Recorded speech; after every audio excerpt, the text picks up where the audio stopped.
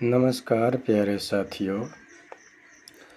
आज हम लोग यूपीएससी सिलेबस इंफॉर्मेशन में जानेंगे बहुत सारा जानकारी, क्योंकि इसमें जो दिया गया है यूपीएससी के तैयारी करने वाले एस्पिरेंट जो अभी शुरुआत ही करने जा रहे हैं, वैसे विद्यार्थियों के लिए सारा इन्फॉर्मेशन दिया जाएगा इस वीडियो में। तो पहले इसमें देख लीजिए आप, जो भारत के असाधारण राजपत्र में कार्मिक और प्रशिक्षण विभाग द्वारा प्रकाशित नियमों के अनुसार नीचे उल्लिखित सेवाओं और पदों में भर्ती के लिए संघ लोक सेवा आयोग द्वारा सिविल सेवा परीक्षा की प्रारंभिक परीक्षा ली जाएगी। इसमें टोटल जो है आप देख सकते हैं, ये 24 को जो एग्ज़ाम है वह यूपीएससी कॉम्बाइन एग्ज़ाम के थ्रू होता है। तो ये देख सकते हैं 1 से लेकर के और 24 तक जो है क्या क्या दिया गया है। आप लोग वीडियो को पॉज कर के पढ़ने का कोशिश करें, क्योंकि सुनी हुई बातें बहुत जल्द क्या है कि माइंड से लेआउट हो जाती है, लेकिन यदि आप एक बार खुद से अध्ययन कर लेते हैं तो वह वाकई में कुछ दिनों तक माइंड में ऑब्जर्व हो जाती है। तो आप लोग देख सकते हैं इसमें क्या क्या चीज़ इन्फॉर्मेशन दिया गया है। पहला है भारतीय प्रशासनिक सेवा, और इसमें क्या है कि कुछ पहचान दी गई है, कुछ आवश्यकता क्या इसमें मतलब शारीरिक रूप से होना चाहिए, क्षमता मानसिक रूप से क्या होना चाहिए, एलिजिबिलिटी, वो सारे चीज़ में दी गई है। तो बोल रहा है कि लोकोमोटर आवश्यकता, दृष्टि बाधित लोग भी कर सकते हैं, श्रवण बाधित लोग भी। उसी प्रकार से भारतीय विदेश सेवा में कौन कौन इसमें शामिल हो सकते हैं। उसके बाद फिर है भारतीय राजस्व सेवा, सीमा शुल्क एवं केंद्रीय उत्पाद शुल्क ग्रुप का। उसी प्रकार से टोटल आगे देखते चलेंगे। और कुछ महत्वपूर्ण है परीक्षा हेतु परीक्षार्थी के लिए, यानी उम्मीदवार अपनी पात्रता सुनिश्चित कर ले, यानी कि योग्यता होनी चाहिए। तो किसी भी सब्जेक्ट में ग्रेजुएट होना चाहिए, या फिर ग्रेजुएट लेवल का कोई टेक्निकल हो या कोई डिग्री होनी चाहिए, जिससे आप क्या है कि फॉर्म भरने में एलिजिबल हो। और मिनिमम एज 21 ईयर्स है। और यहाँ पर जो है देख सकते हैं, और इससे फॉर्म भरने का जो तारीख होती है, बोल रहा है कि टाइम दिया जाता है फॉर्म का, यानी एप्लीकेशन निकालने से लेकर के और लास्ट डेट तक जो शाम तक होती है। फिर उसके बाद इसमें आप देख सकते हैं सारी चीज़ को बेहतरीन ढंग से वीडियो को पॉज कर के पढ़ने का कोशिश करें, क्योंकि मैं यदि सारे आप लोगों को पढ़ करके यदि दे दूँगा तो यह क्या है कि मूर्खता होगी। क्योंकि संपूर्ण जानकारी अगर दूसरे के द्वारा इकट्ठा की जाती है तो वह बहुत ही भ्रामक जानकारी होती है। यदि आप खुद से क्या है कि ये अध्ययन करेंगे, खुद से आध्यात्मिक से जुड़ेंगे बेहतर, यानी कि ये पढ़ने का कोशिश करेंगे, समय देंगे, 8 से 10 घंटा पढ़ेंगे, तो आपको हर एक चीज़ अपने खुद पे खुद समझ में आ जाएंगे। और कुछ केंद्र के बारे में है, जो प्री एग्ज़ाम होती है उसका केंद्र दिया गया है, तो आप लोग इसको देख सकते हैं। और फिर आगे हम लोग बढ़ेंगे। फिर दिया गया है जो मेंस का एग्ज़ाम होता है, वह सेंटर का सूची दी गई है। फिर राष्ट्रीयता के बारे में है, और कहाँ कहाँ के व्यक्ति क्या है कि इसमें एग्ज़ाम का फॉर्म जो है भर सकते हैं, इसके बारे में जानकारी दी गई है। तो इसको भी ध्यान से आप लोग क्या है कि ये पढ़ने का कोशिश करेंगे। ऑल इन्फॉर्मेशन इसमें दी गई है।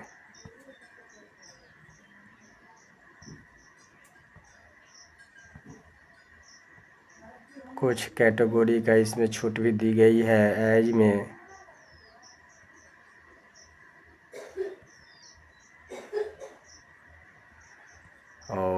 देख सकते हैं कि इसमें क्या क्या चीज़ उपलब्ध है।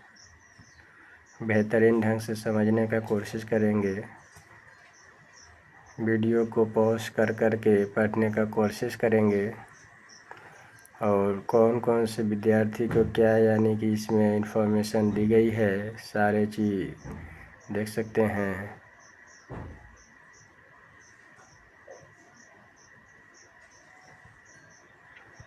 ऑल सिलेबस इंफॉर्मेशन इसमें दी गई है।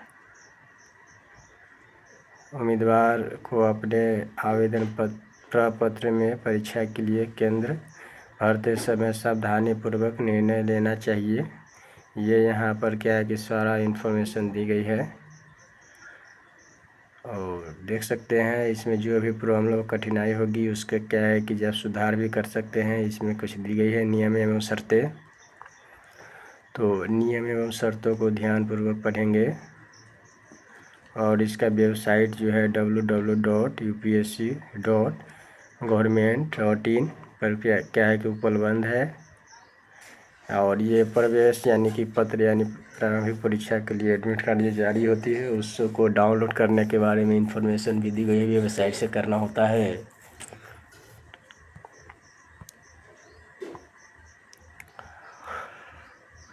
फिर आगे देखेंगे।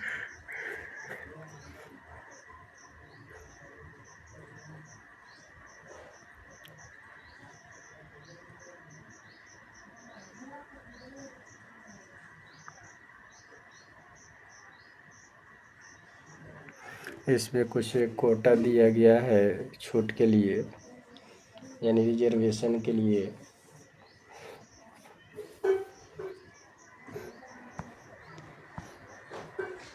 तो आप लोग इसमें देख सकते हैं उसका कोड दिया गया है।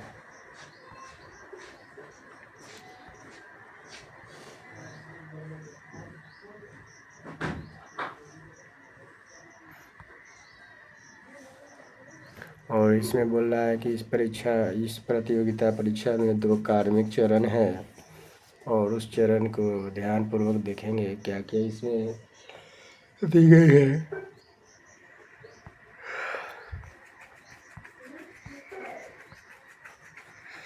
प्री जनरल स्टडी और प्री में सीसेट जो बोल रहा है कि 1/3 क्या है कि काटा जाता है यानी नेगेटिव मार्किंग है। तो इसको ध्यान में रखेंगे। और फिर बोल रहा है कि प्रश्न पत्र यानी 9 पेपर एग्जाम होंगे। और उसके बाद साक्षात्कार होंगे। टोटल लिखित परीक्षा 1750 होंगे। और 275 इंटरव्यू होते हैं।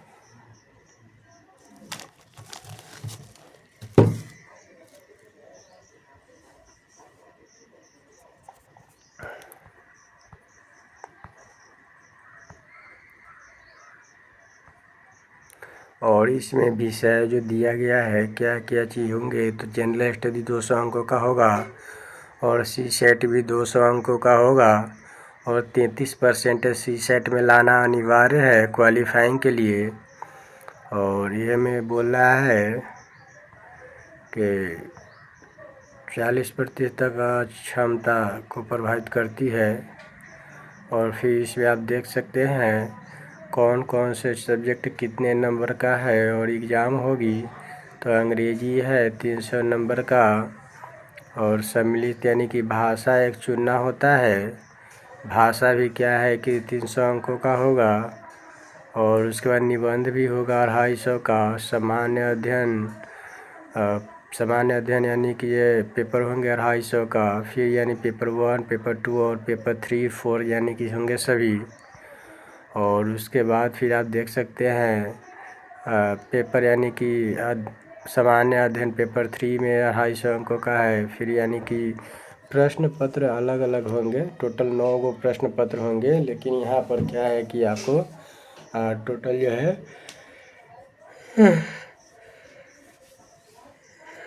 4 पेपर देने होते हैं मुख्य रूप से,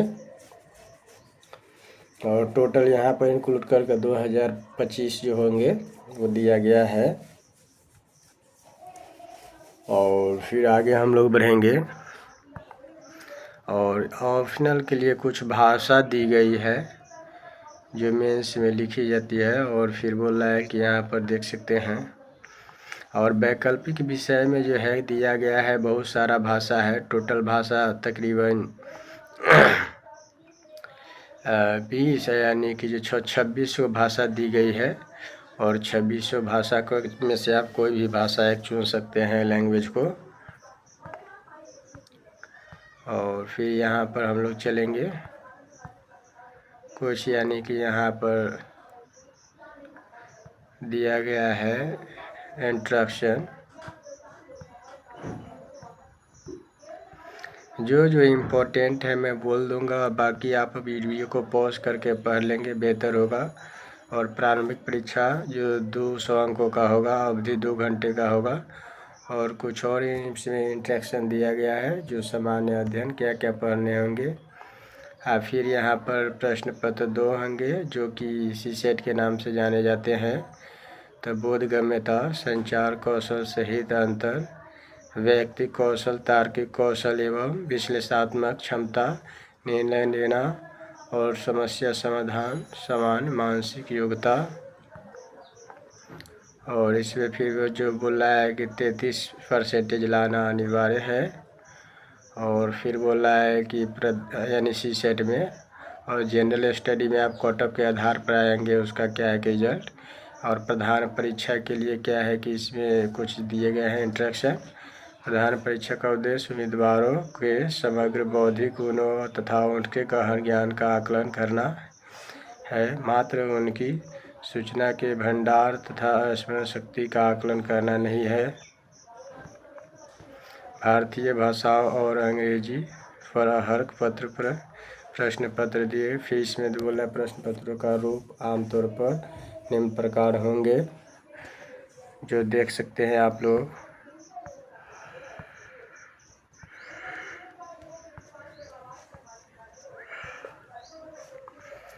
और प्रश्न पत्र 3 में क्या होंगे, वो क्या क्या पढ़ना है, वो सारी चीज़ में दी गई है। और प्रश्न पत्र यानी कि ये 4 सामान्य अध्ययन में प्रौद्योगिकी, आर्थिक विकास, जैव विविधता, पर्यावरण सुरक्षा तथा आपदा प्रबंधन से संबंधित है। और डिटेल्स आप लोग देख सकते हैं कि क्या क्या इसमें पढ़ना है। वीडियो को पॉज कर करके बेहतरीन ढंग से आप लोग खुद पर भी ध्यान दें। दूसरे पर तो क्या है कि सभी ध्यान देते हैं, अपने पर ध्यान दें।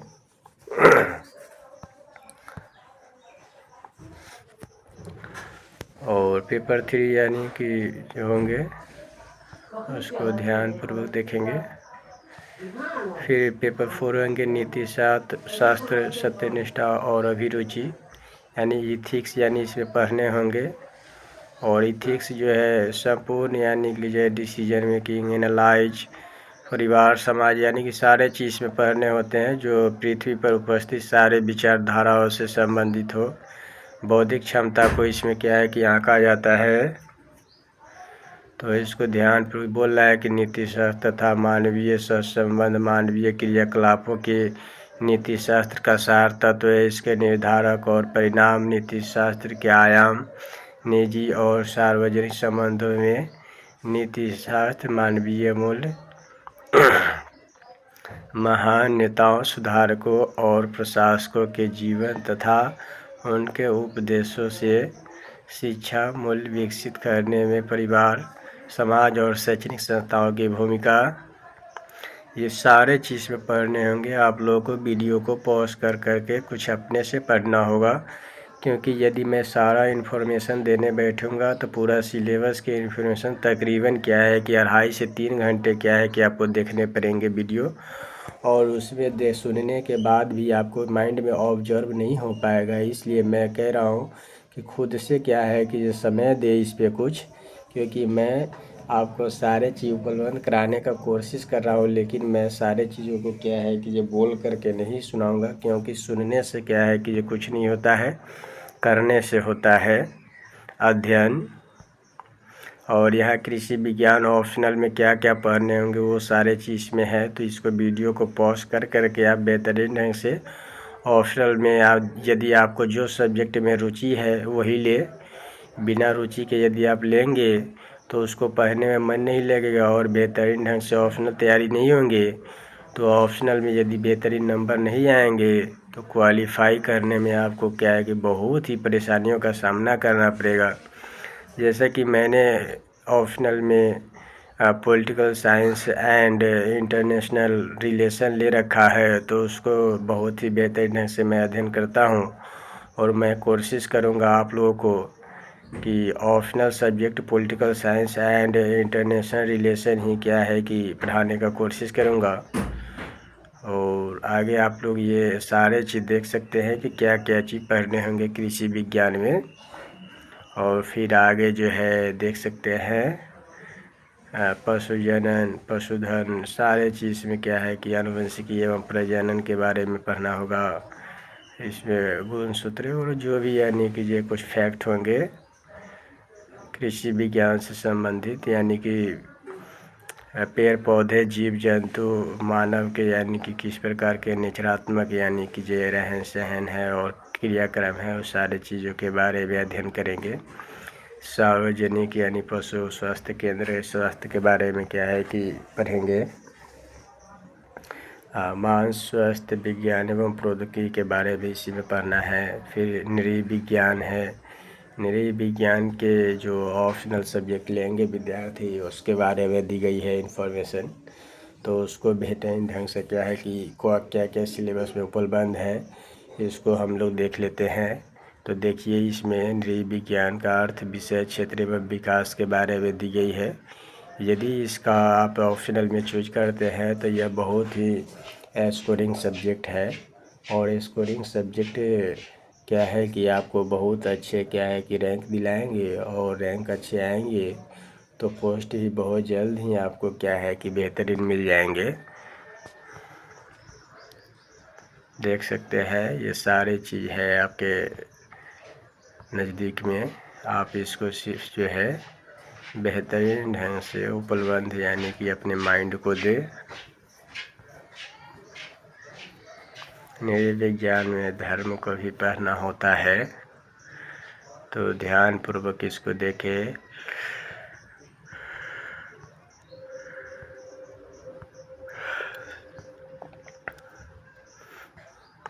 भारत की जनांकीय परिच्छेदिका, भारत के नृ विज्ञान का आविर्भाव एवं समृद्धि,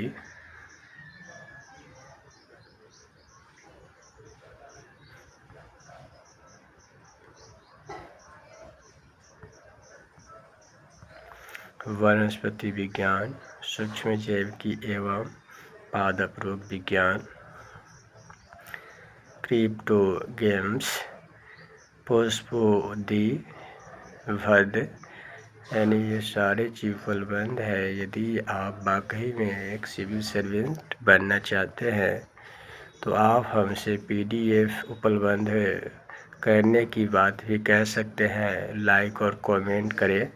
यदि किसी प्रकार की यदि हमसे त्रुटि होती है, किसी प्रकार की जानकारी यदि हमसे बच जाती है और मैं वो जानकारी आप लोगों के बीच नहीं पहुंचा पाते हैं, तो आप लोग वह जानकारी हमें कमेंट में करें कि सर हमें ये जानकारी चाहिए, और सर यानी आपको उपलब्ध कराएंगे। तो ये भी ध्यान में रखें। फिर है पादप जनन से संबंधित यानी प्रजनन, जैव प्रौद्योगिकी तथा जैव यानी सांख्यिकी, शरीर क्रिया विज्ञान तथा जैव रसायनिकी, परिस्थिति तथा पादप भूगोल, IUCN जो काम करती है उससे संबंधित है। फिर रसायन विज्ञान जो लेंगे ऑप्शनल में, रसायन विज्ञान में ज़्यादातर प्रैक्टिकल क्वेश्चन भी पूछे जाते हैं। जैसे प्रैक्टिकल में आपको किस चीज़ में कैसे रिएक्शन होता है वो सारे चीज़ होंगे। और परमाणु संरचना के बारे में पढ़ेंगे, रसायन आबद्ध पढ़ेंगे,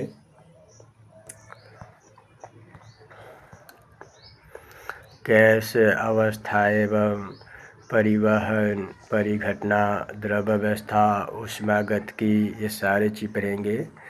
प्रावस्था, साम्य तथा विलयन, विद्युत रसायन, रासायनिकी, बल गतिकी, प्रकाश रसायन, पृष्ठीय परिघटना तथा उत्प्रेरकता, जैव कार्बनिक रसायन, समन्वय रसायन, ये सारे चीज़ आपको पढ़ने पड़ेंगे। मुख्य समूह रासायनिकी, विस्थापित सह संयोजक बंधन, अभिक्रिया, क्रियाविधि, अभिक्रियाशील, मध्यवर्ती, प्रतिस्थापन अभिक्रियाएं, विलोपन अभिक्रियाएं, संकलन अभिक्रियाएं तथा पुनः विन्यास, परिरंभीय अभिक्रियाएं, बहुलकों का निर्माण और गुणधर्म, अभिकारकों के संश्लेषिक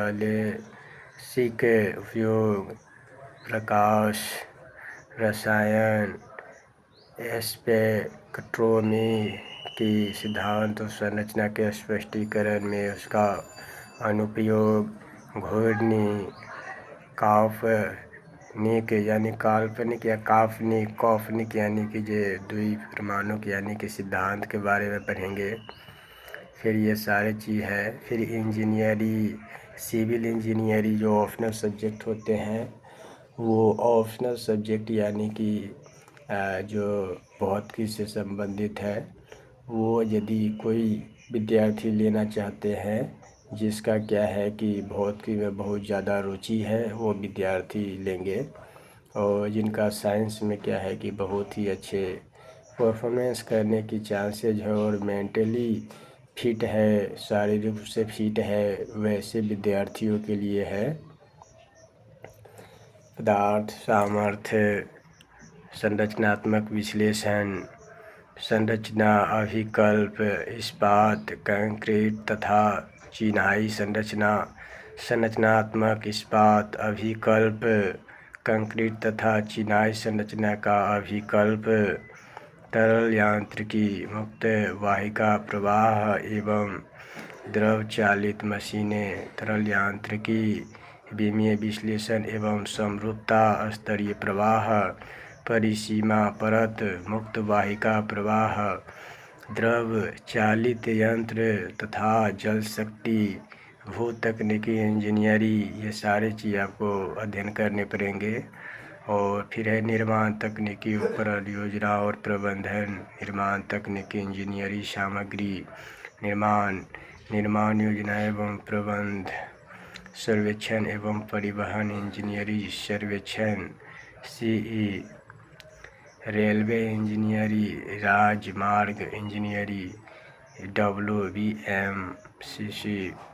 फिर है जल विज्ञान, जल संसाधन एवं इंजीनियरिंग, पर्यावरण इंजीनियरिंग, जल आपूर्ति, जल का अंतर्ग्रहण, वाहित मल व्यवस्था, सीवेज लक्षण, सीवेज उपचार, ठोस अपशिष्ट, पर्यावरणीय प्रदूषण, ये सारी चीज़ पढ़ने होंगे। ये है ऑप्शनल सब्जेक्ट लेखाकरण एवं वित्त, जिसको इकोनॉमिक्स से संबंधित जानकारी रखने में बहुत ही रुचि है और जो आर्थिक व्यवस्था को बेहतरीन ढंग से समझने में रुचि है, वैसे विद्यार्थियों के लिए बहुत ही बेहतरीन सब्जेक्ट है। ऑप्शनल के लिए लेखाकरण एवं वित्त, कराधान एवं लेखा परीक्षण से संबंधित जानकारी इकट्ठा करने पड़ेंगे और बेहतरीन अध्ययन करने पड़ेंगे। ऑप्शनल सब्जेक्ट में फिर देखेंगे आगे हम लोग जो होंगे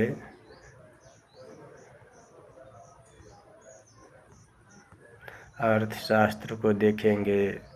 अर्थशास्त्र में जिसको रुचि है वो विद्यार्थी अर्थशास्त्र के सब्जेक्ट को बेहतरीन ढंग से पढ़ने का कोशिश करेंगे।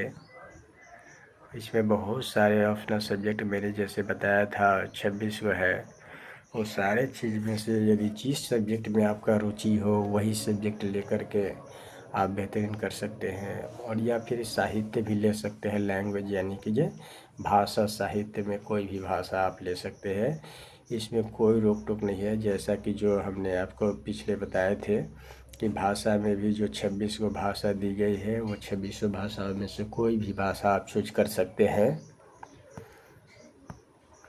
फिर वैध होती इंजीनियरिंग है ऑप्शनल सब्जेक्ट में, जिसको ये रुचि है वो भी ले सकते हैं। उसके बाद फिर भूगोल है, तो सोशल साइंस में क्या है कि भूगोल भी बहुत ही बेहतरीन स्कोरिंग सब्जेक्ट है और अधिकतर विद्यार्थी को मैंने भूगोल लेते हुए देखा है, क्योंकि यह स्कोरिंग सब्जेक्ट है। और साइंस वाले भी विद्यार्थी क्या है कि ज़्यादातर आर्ट का ही सब्जेक्ट जो है ऑप्शनल में चूज करते हैं, क्योंकि यह जो है बहुत ही बेहतरीन ढंग से अध्ययन हो जाती है और माइंड में ऑब्जर्व भी हो पाता है बहुत जल्द। तो भूगोल भी एक अच्छा स्कोरिंग सब्जेक्ट है, ऑप्शनल ले सकते हैं यदि आपको पढ़ने में अभिरुचि है तो।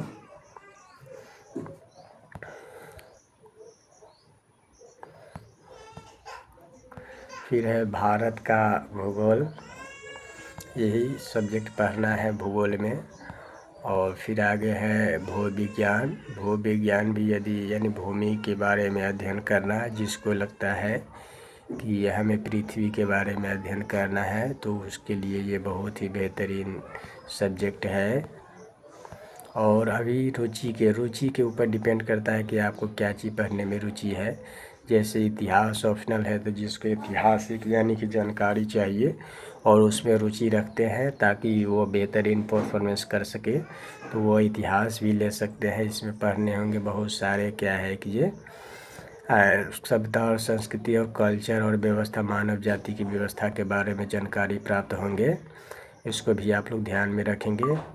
फिर प्रारंभिक परीक्षा, फिर सांस्कृतिक इतिहास के प्रति यानी कि पाद, और इस प्रकार से आगे सारे चीज़ आपको पढ़ने पड़ेंगे। तो इसमें विचलित नहीं होए, मैं ये कहना चाहता हूँ, क्योंकि ये बहुत ही गहनता पूर्वक यानी माइंड को सोचने समझने की शक्ति को विकसित करने में बहुत ही मदद मिलती है।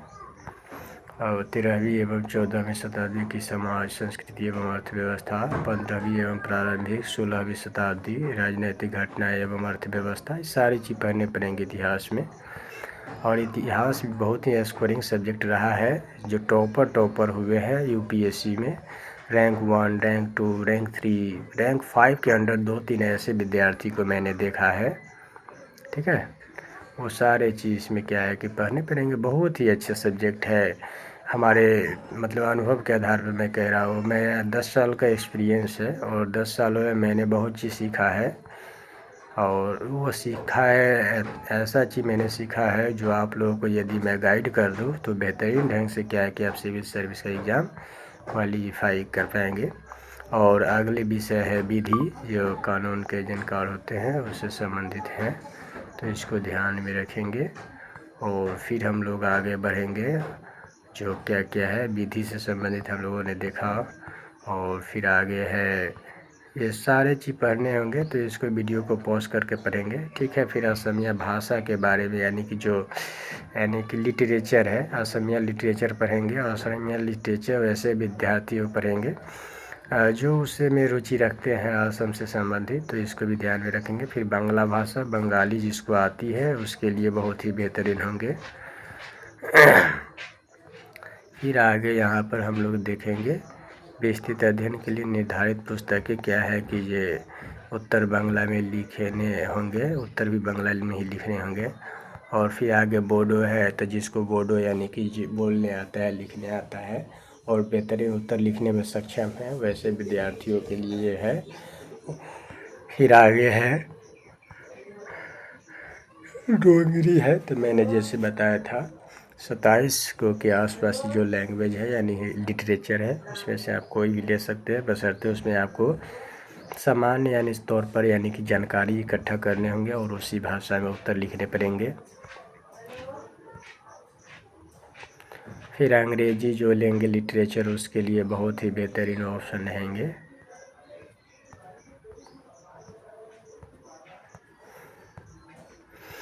फिर गुजराती भाषा लेंगे, जिसको गुजराती आती है, अभिरुचि है गुजराती लिटरेचर में। फिर हिंदी साहित्य जो है सामान्य तौर पर भारत के अधिकतर विद्यार्थियों का रहा है फेवरेट। और यह मैं भी क्या है कि ऑप्शनल नहीं होते हुए मैंने हिंदी साहित्य को बेहतरीन ढंग से अध्ययन किया है। और मैं कोशिश करूँगा आप लोगों को कि हिंदी साहित्य बेहतरीन ढंग से पढ़े। और हिंदी साहित्य को पढ़ने से ये आपको होगा कि भारतीय सभ्यता और संस्कृति का बहुत ही बेहतरीन जानकार होंगे। और अपने यानी कि सभ्यता को, संस्कृति को समझने का आपको मौका मिलेगा। और आप अपने धरोहर को बचा करके रखने में बहुत आगे जाएंगे। तो ये ध्यान में रखें कि हिंदी साहित्य स्कोरिंग सब्जेक्ट भी है। और बहुत ऐसे टीचर हैं जिनका हिंदी साहित्य ऑप्शनल रहा है और जिसके कारण वो क्वालिफाई नहीं भी कर पाए हैं यूपीएससी। फिर भी क्या है कि उन्होंने बेहतरीन परफॉर्मेंस किया, जैसे नामचीन टीचर बन गए। नामचीन क्या है कि ये विभाग में क्या है कि बहुत अच्छे कंपनी में जॉब कर रहे हैं। बहुत सारे यानी कि कह सकते हैं, क्योंकि हिंदी साहित्य पढ़ने के बाद सभ्यता और संस्कृति का बहुत ही बेहतरीन क्या है कि ये ऑप्शन खुल जाते हैं। तो ये ध्यान में रखेंगे। फिर कन्नड़ को जानने वाले को कन्नड़ पढ़ना चाहिए, ऑप्शनल लेना चाहिए। फिर कश्मीरी वाले के लिए कश्मीरी लेना चाहिए, जो जानते हैं बेहतरीन ढंग से, अभिरुचि है कश्मीरी में, रुचि रखते हैं। यानी रुचि के आधार पर यदि आपको पढ़ने में रुचि है तो आप क्या है कि ना यानी जानकारी होते हुए जानकारी इकट्ठा कर लेंगे और बेहतरीन मेहनत के आधार पर परफॉर्मेंस कर पाएंगे। और यदि अभी रुचि नहीं है तो आप किसी भी प्रकार के कार्य करने में सक्षम नहीं होंगे। हाँ, एक और बात है, मैथिली भाषा जो हमारे क्षेत्र का है, मैथिली दरभंगा क्षेत्र में पड़ता है। जैसा कि मैं मुजफ्फरपुर और मेरा प्रॉपर घर हुआ और दरभंगा, ये दोनों आस पास में ही है, मतलब एक दूसरे के बॉर्डर शेयर करते हैं। मुजफ्फरपुर और दरभंगा मैथिली क्षेत्र में ही आता है। और मैथिली जो है लैंग्वेज हम लोगों के क्या है कि क्षेत्र का बहुत ही फेमस है। तो यदि आप लोग क्या है कि मैथिली ऑप्शन लेना चाहते हैं कोई विद्यार्थी, तो बहुत ही बेहतर है, क्योंकि आपको बहुत ही कुछ जानने को मिलेगा बिहार के बारे में। तो इसको ध्यान में रखेंगे। और फिर है मलयालम के बारे में, तो जिसको मलयालम आती है और अभिरुचि है वो ले सकते हैं। उसके बाद मणिपुरी है, वैसे विद्यार्थी जो मणिपुर साइड से बिलोंग करते हैं या फिर मणिपुरी लिटरेचर का जानकारी कुछ रखते हैं और उनको बोलने आती है, पढ़ने आती है। क्योंकि यदि आप ऑप्शनल में ये सब्जेक्ट को लिखते हैं तो आपसे हो सकता है तो कुछ यानी इंटरव्यू में भी इससे सवाल किए जा सकते हैं। और मराठी है, तो मराठी जानने वाले और अभिरुचि रखने वाले विद्यार्थियों के लिए मराठी बहुत ही बेहतरीन ऑप्शन है। और जो नहीं जानते हैं उसके लिए बहुत ही ख़तरनाक साबित होंगे। इसको आप लोग ध्यान में रखेंगे। फिर है नेपाली, और नेपाली आमतौर पर बिहार के पड़ोस में है और बिहार में रहने वाले कुछ लोग और कुछ विद्यार्थी और नेपाली विद्यार्थी भी इसमें अभिरुचि रखते हैं। और जिसको भी अभिरुचि हो वह ले सकते हैं, कोई दिक्कत नहीं है, बशर्ते आपको इंट्रेंस होना चाहिए इसमें पढ़ने का। क्योंकि जिसको यानी अभिरुचि नहीं रहेंगे वो नहीं कर पाएंगे, क्योंकि इसमें अभिरुचि की ज़रूरत होती है, एकाग्रता की ज़रूरत है, डेडिकेशन की ज़रूरत होती है, परजिवरेंस की ज़रूरत होती है। तो इसको ध्यान में रखेंगे। फिर उड़िया सब्जेक्ट है, जो उड़िया को जानने वाले हैं और अभिरुचि है वो ले सकते हैं, क्योंकि सारे चीज़ अभिरुचि के ऊपर डिपेंड करता है। पंजाबी यानी कि मुख्य तौर पर जो है हरियाणा और पंजाब के क्षेत्र में चला जाता है। और बहुत ही बेहतरीन क्या है कि परफॉर्मेंस कर सकते हैं आप लोग। विधाओं का उद्भव और विकास उत्तर पंजाबी और गुरुमुखी लिपि में लिखने होंगे। और इसमें बहुत सारे क्या है कि ये पंजाबी यानी कि जो हुए हैं आंदोलनकारी और बेहतरीन परफॉर्मेंस वाले, सारे चीज़ों को क्या है कि ध्यान में रखने होंगे। तो आप लोग देख सकते हैं संथाली जो है वैसे कहते जानने वाले होंगे, बहुत ही परफॉर्मेंस बेहतर होंगे और आप लोग इसका क्या है कि बेहतरीन ढंग से अध्ययन करने की कोशिश करेंगे। सिंधी, उत्तर सिंधी, अरबी अथवा देवनागरी लिपि में होंगे। देख सकते हैं आप लोग बेहतरीन ढंग से। फिर तमिल में अभिरुचि रखने वाले विद्यार्थियों के लिए तमिल क्या है कि बेहतरीन है। अगर आपका अभिरुचि जो सब्जेक्ट में वो लिए, इसमें कोई डाउट नहीं है कि आप क्या है कि किसी के दबाव में आकर के किसी के कहने पर बहकावे में आ जाए, तो आप तेलुगु भी ले सकते हैं। यदि वाकई में तेलुगु आपको लिखने आता है, पढ़ने आता है, अभिरुचि है, आप उसके बारे में जानना चाहते हैं, जानकारी इकट्ठा करके आप अपने क्वालिफाई को बेहतर बना सकते हैं, तो आप दे सकते हैं, कोई डाउट नहीं है।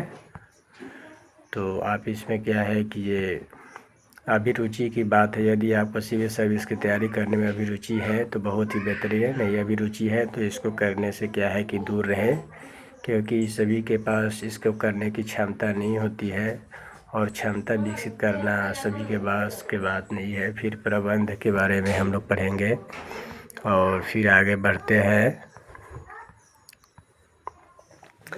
हाँ, तो गणित तो क्या है कि सभी विद्यार्थी लगभग क्या है कि जो 12th तक पढ़ते हैं और उसके बाद क्या 12th तक नहीं 10th तक, लेकिन फिर भी ग्रेजुएशन लेवल का क्या है कि इसमें क्वेश्चन पूछे जाते हैं ऑप्शनल में।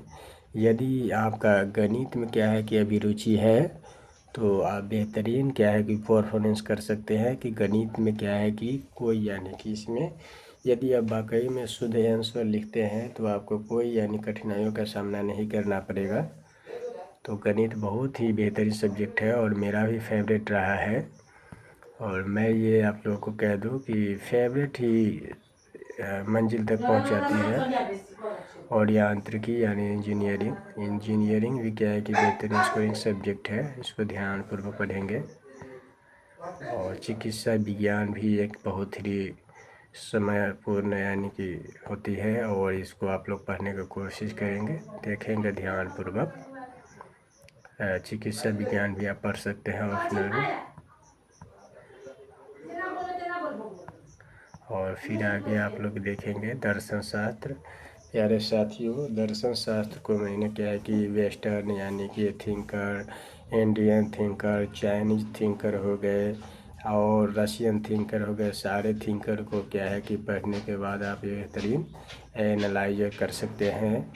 और इसमें बहुत सारे वेस्टर्न थिंकर क्या है पढ़ेंगे और इंडियन थिंकर को, जिससे क्या है कि आपका मानसिक विकास होंगे, शारीरिक रूप से तंदुरुस्त होंगे और आप किसी भी प्रकार के क्या है कि उलझन में नहीं पड़ेंगे और उलझन से बाहर निकलने की सारी शर्तें इसमें बताई गई है। और देखेंगे आप लोग दर्शन सब्जेक्ट में भी क्या है कि ये खाली समय में दर्शन सब्जेक्ट को ही पढ़ता हूँ और दर्शन शास्त्र को पढ़ने से पृथ्वी लोक, परलोक, भूमि लोक सारे चीज़ के क्या है कि इसमें यानी कि ईश्वरवादी, अनिश्वरवादी सारे चीज़ का अध्ययन की गई है, तो इसको ध्यान में रखेंगे। और बेहतर परफॉर्मेंस के लिए आपको बेहतर क्या है कि ये समय देना पड़ेगा। और यदि आप क्या है कि ये 7 से 8 घंटे प्रतिदिन क्या है कि नियमित रूप से यदि पढ़ने में सक्षम है तो आपको सिलेक्शन लेने से या फिर बेहतरीन जानकार मानव जाति बनने से कोई नहीं रोक सकता है।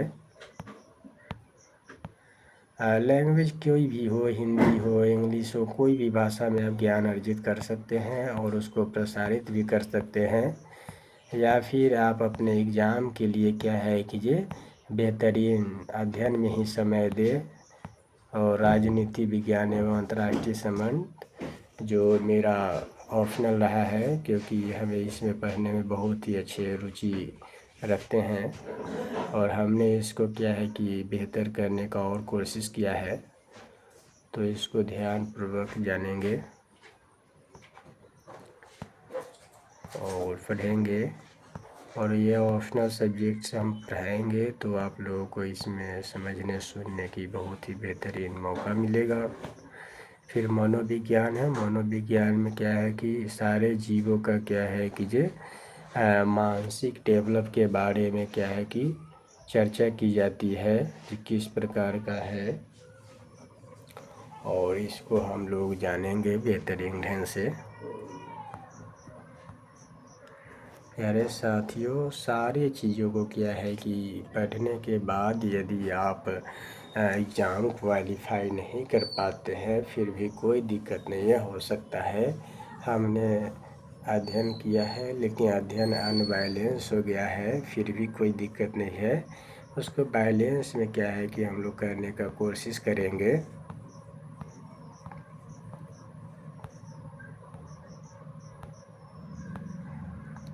टोटल 137 पेज है जो हमने इसमें सारे बताए। और लोक प्रशासन भी आप ले सकते हैं ऑप्शनल, जिसको लोक प्रशासन में बहुत ही बेहतरीन अभिरुचि है। प्रशासनिक चिंतन हो गया, प्रशासनिक व्यवहार हो गया, संगठन हो गया, उत्तरदायित्व हो गए तथा नियंत्रण हो गया, प्रशासनिक कानून हो गए, तुलनात्मक लोक प्रशासन, विकासगत की कार्मिक प्रशासन, लोक नीति, प्रशासनिक सुधार, तकनीकें, वित्तीय प्रशासन, भारतीय प्रशासन में भारतीय प्रशासन का विकास, यानी कि वर्ल्ड में जितने भी प्रशासनिक व्यवस्था है वो सारे चीज़ों को पढ़ने पड़ेंगे। अब भारतीय प्रशासन का विकास, सरकार का दार्शनिक एवं संवैधानिक ढांचा, सार्वजनिक क्षेत्र के उपक्रम, संघ सरकार एवं प्रशासन योजनाएं एवं प्राथमिकताएं, राज्य सरकार एवं प्रशासन स्वतंत्रता के बाद से, जिला प्रशासन, सिविल सेवाएं, वित्तीय प्रबंधन स्वतंत्रता के बाद से हुए प्रशासनिक सुधार, ग्रामीण विकास, नगरीय स्थानीय शासन या प्रशासन, फिर ये कानून एवं व्यवस्था प्रशासन। भारतीय प्रशासन में महत्वपूर्ण मुद्दे, समाज शास्त्र के मूलभूत सिद्धांत, समाज शास्त्र विद्या शाखा शास्त्र विज्ञान के रूप में अनुशासन, अनुसंधान, प्रक्रिया एवं विश्लेषण, समाजशास्त्रीय चिंतन, स्तरीकरण एवं गतिशीलता, कार्य एवं आर्थिक जीवन, राजनीति एवं समाज, धर्म एवं समाज, नातेदारी की व्यवस्थाएं, आधुनिक समाज में सामाजिक परिवर्तन, भारतीय समाज संरचना एवं परिवर्तन, भारतीय समाज के परिचय, भारतीय समाज के अध्ययन के परिप्रेक्ष्य, भारतीय समाज पर औपनिवेशिक शासन का प्रभाव, सामाजिक संरचना, ग्रामीण एवं कृषक सामाजिक संरचना, ये सारे चीज़ पढ़ने पड़ेंगे। तो इसको ध्यान में रखेंगे साथियों। जाति व्यवस्था, भारत में जातीय समुदाय, भारत में सामाजिक वर्ग, भारत में नातेदारी की व्यवस्था, धर्म एवं समाज, भारत में ग्रामीण एवं कृषक रूपांतरण, भारत में औद्योगिकरण एवं नगरीय राजनीतिक समाज, आधुनिक भारत में सामाजिक आंदोलन, जनसंख्या की गति, सामाजिक रूपांतरण की चुनौतियाँ।